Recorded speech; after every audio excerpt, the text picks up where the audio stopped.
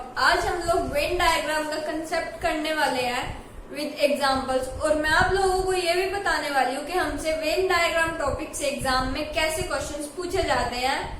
बच्चों को बहुत ज्यादा कंफ्यूजन होती है और आज मैं आप लोगों की सारी कंफ्यूजन खत्म करने वाली हूँ। तो चलिए इसी के साथ हम वीडियो को स्टार्ट करते हैं। Let's get started. तो हमारे पास सबसे पहला डायग्राम है, देखिए इसमें हमारे पास क्या होता है कि हमारे पास ये जो ए है इसका कुछ पार्ट बी के अंदर आता है और ये जो बी वाला पार्ट है इसका कुछ पार्ट सी के अंदर आता है। मतलब ए का बी से रिलेशन और बी का सी से रिलेशन। लेकिन हमें ए और सी के रिलेशन के बारे में कुछ नहीं पता होता कि ए और सी का रिलेशन क्या है, लेकिन हमें ए और बी और सी के रिलेशन के बारे में पता होता है। तो चलिए अब मैं आपको इसी डायग्राम को एग्जाम्पल के साथ समझाती हूँ और अब हम अपना एग्जाम्पल लेते हैं। चलिए फ्रेंड्स, अब हमारे पास ये एग्जाम्पल आ गया उस वाले डायग्राम का। तो देखिए हम इस क्वेश्चन को कैसे सॉल्व कर सकते हैं और मैं आपको ये भी बताऊंगी कि हमसे इस टाइप के क्वेश्चन है जो एग्जाम में कैसे पूछे जाते हैं, वो हम लास्ट में करेंगे। लेकिन सबसे पहले आप ये कंसेप्ट समझ लो। तो देखिए ये हो गया हमारे पास ट्रैवलर्स, यहाँ पे हमने ले लिए ट्रैवलर्स।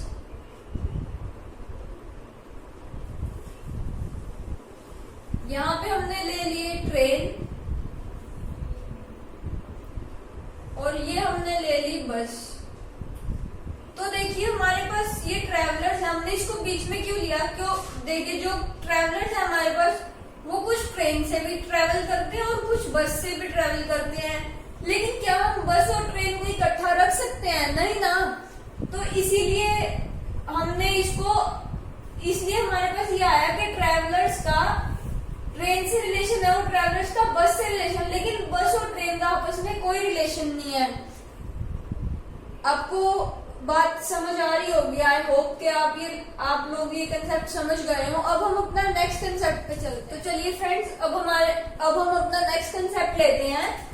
हमारे पास जो नेक्स्ट डायग्राम है इसका मीनिंग होता है कि जितने भी हमारे पास ये वाले जितने भी ए है वो सब बी के अंदर आते हैं, इस बी के अंदर। और जितने भी ये सी है वो सब जितने भी ये बी है वो सब सी के अंदर आते हैं। अब मैं आप लोगों को ये वाला कंसेप्ट है जो वो एग्जाम्पल से समझाती हूँ कि इसका मीनिंग क्या होता है और इस टाइप के क्वेश्चंस को हम कैसे सॉल्व कर सकते हैं। तो चलिए अब हम अपना इस वाले डायग्राम का एग्जाम्पल लेते हैं। तो देखिए फ्रेंड्स, ये हमने एक एग्जाम्पल लिया है। अब मैं आपको समझाती हूँ कि इस एग्जाम्पल से हम उस वाले डायग्राम को कैसे बना सकते हैं। तो देखिए हमारे पास ये आ गया फूड। अब आप खुद सोचिए कि जितने भी वेजिटेबल्स हैं वो सब फूड के अंदर आएंगे या नहीं। ये हो गया हमारे पास फूड।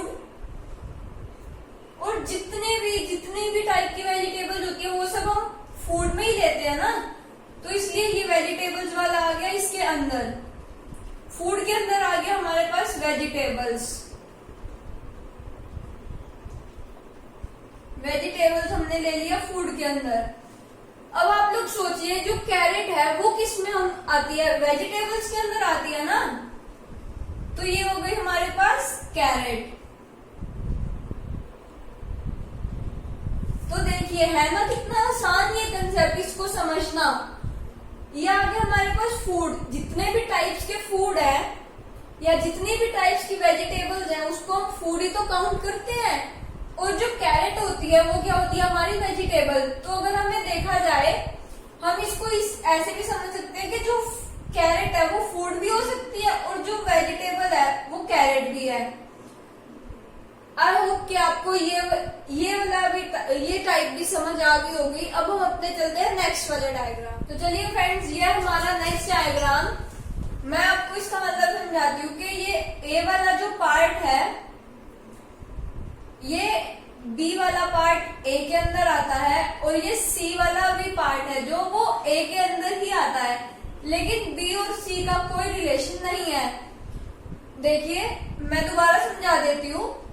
ये वाला जितना भी ए वाला पार्ट है, ये बड़े वाला सर्कल ए वाला पार्ट है, ये जो भी जितना भी है इसके अंदर आता है बी और सी भी इसी के अंदर आता है, लेकिन बी और सी का आपस में कोई रिलेशन नहीं है।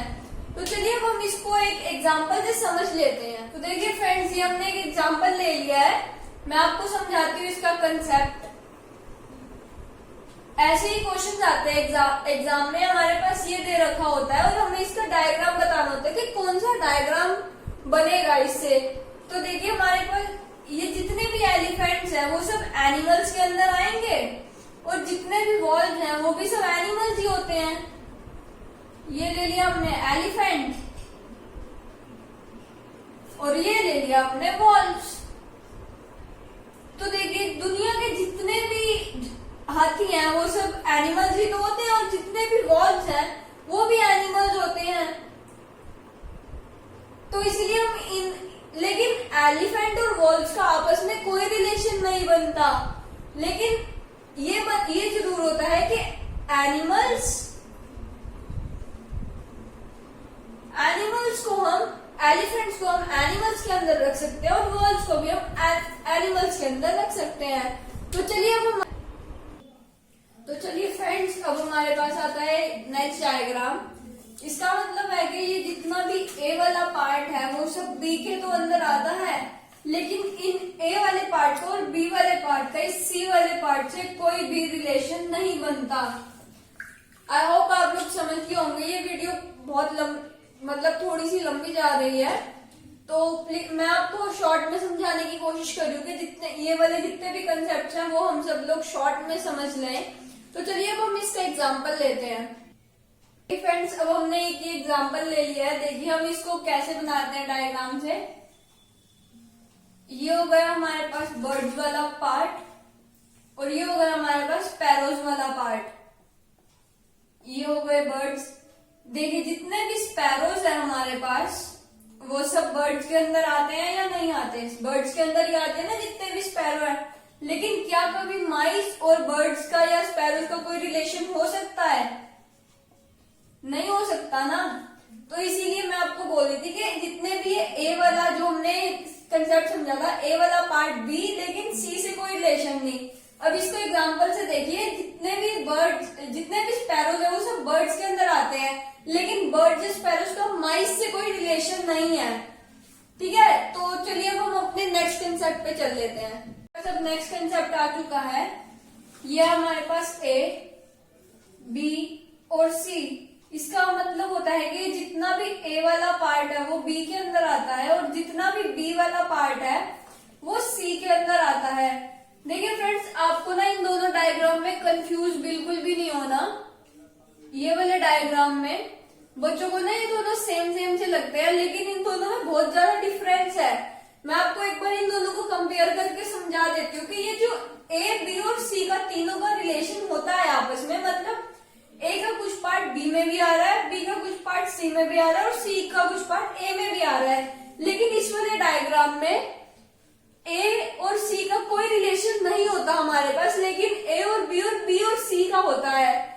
और अगर हम इस डायग्राम को देखें तो इसका ए और बी का भी रिलेशन है, बी और सी का भी, और सी और ए का भी रिलेशन है इसमें।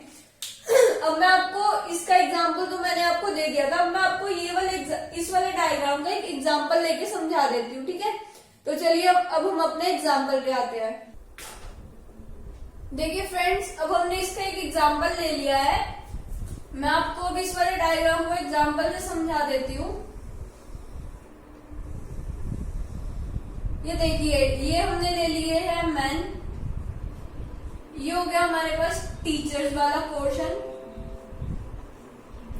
और ये हो गया हमारे पास ऑथर्स वाला पार्ट। अब आप इस वाले कंसेप्ट को बहुत ज्यादा ध्यान से समझिए, क्योंकि बच्चे इसमें ना बहुत ज्यादा कंफ्यूजन में रहते हैं। तो देखिए, आप खुद सोचिए थोड़ा सा कि जो मैन है वो टीचर्स भी हो सकते हैं और वो ऑथर्स भी हो सकते हैं। क्या कुछ मैन टीचर्स हो सकते हैं ना, और जो कुछ मैन है वो ऑथर्स भी हो सकते हैं। और इसमें से जो ऑथर्स हैं वो मैन भी हो सकते हैं और वो टीचर्स भी हो सकते हैं, और जो ऑथर्स हैं वो मैन हो सकते हैं और टीचर्स भी हो सकते हैं। मतलब इन तीनों का आपस में रिलेशन हो सकता है। मतलब कुछ ऑथर्स भी हो सकते हैं और कुछ मैन टीचर्स हो सकते हैं, और कुछ टीचर्स ऑथर्स भी हो सकते हैं, और कुछ टीचर्स मैन भी हो सकते हैं। तो अब हम अपने, आई होप कि आपको ये कंसेप्ट मैंने बहुत ज्यादा इजी वे में समझाने की कोशिश करी है। जिस तरीके से मैंने खुद समझे थे ये क्वेश्चंस, मैं यही कोशिश करूँ कि आप लोगों को भी उतने ही इजी वे से समझाऊं कि जितने इजी वे से ये मैंने समझे थे। तो अब मैं आपको एक लास्ट कंसेप्ट रह गया, वो समझा देती हूँ। तो चलिए अब हम अपने नेक्स्ट और लास्ट कंसेप्ट पे चलते हैं। तो देखिए फ्रेंड्स, ये हमारे पास नेक्स्ट और लास्ट डायग्राम आता है। ये हमारे पास ए वाला पार्ट, ये बी और ये सी। इसका मतलब है कि जो भी ए का पार्ट है, मतलब कुछ ए का पार्ट सी के अंडर आता है और कुछ बी का पार्ट भी कुछ बी का पार्ट भी सी के अंदर आता है। मतलब ए का पार्ट, बी का पार्ट और सी का पार्ट, मतलब ए और बी का कहीं ना कहीं सी से रिलेशन हो सकता है। मैं आपको इजी लैंग्वेज में थोड़ा और एक्सप्लेन कर देती हूँ कि ये ए वाला पार्ट और ये जो बी वाला पार्ट है, इसका ये सी वाले सर्कल इसको कट कर रहा है, मतलब सी का भी इन दोनों से रिलेशन है। तो अब हम दोबारा इसको एक एग्जांपल लेके समझ लेते हैं। फ्रेंड्स, अब हम अपने इस वाले एग्जांपल को डायग्राम से समझ लेते हैं। देखिए, वर्ल्ड की जितनी भी मदर्स हैं वो सब वुमेन के अंदर आएंगी।